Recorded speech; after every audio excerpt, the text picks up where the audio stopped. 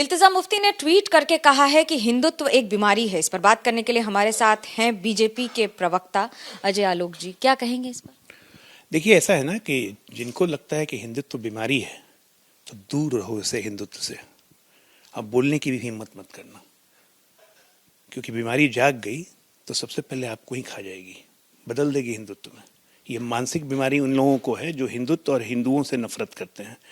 इसका रिफ्लेक्शन हम घाटी में देख चुके हैं, और ऐसे ऐसे लोगों के कारण घाटी में कभी शांति नहीं आएगी। क्या धमकी दे रहे हैं, धमका रहे हैं कि दूर रहो हिंदुत्व से? बिल्कुल दूर रहो हिंदुत्व से। कमेंट करने की कोशिश मत करो, जल जाओगे।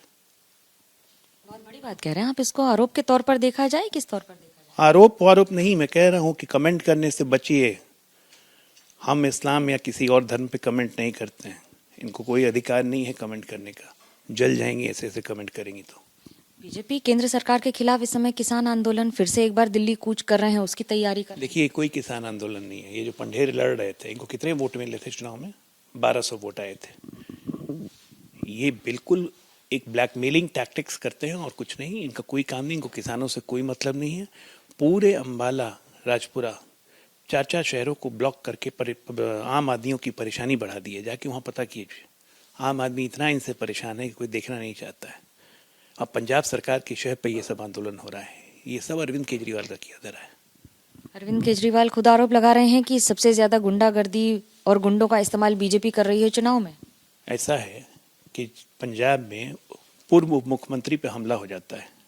ये गुंडागर्दी की बात करेंगे। जहाँ जहाँ आप जाती है वहाँ वहाँ पाप लाती है। तो ऐसे पापियों का बसेरा भी दिल्ली में भी करवा दिया है, पंजाब में भी करवा दिया है। सरगना है अरविंद केजरीवाल।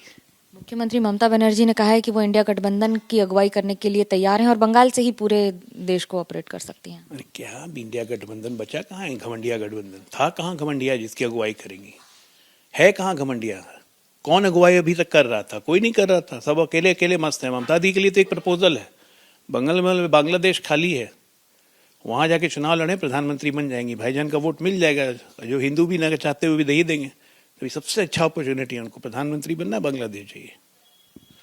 आप ये कह रहे हैं कि बांग्लादेश में जो स्थिति है उसका सीधा फायदा ममता बनर्जी को मिल रहा है? रोज ही बयान दे रही हैं। क्या बात आप कर रही हैं?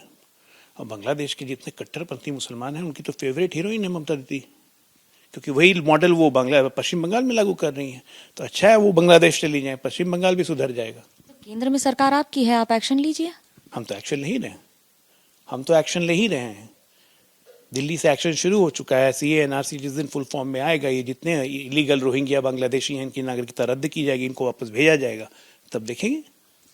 सीरिया में जो स्थिति है वो भी भयानक है, जहां पर एक और राष्ट्रपति, जहां जहां कट्टरपंथ रहेगा, जहां जहां कट्टरपंथ रहेगा, विश्व के किसी भी कोने में कट्टरपंथ रहेगा, वहां की स्थिति अच्छी नहीं हो सकती है, सौहार्द नहीं हो सकता है।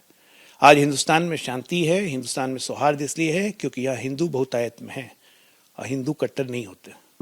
बड़ी बात कह रहे हैं। तो ये थे अजय आलोक, जो साफ कह रहे हैं एक के बाद एक चुनौतियों के साथ सामना करने के लिए तैयार।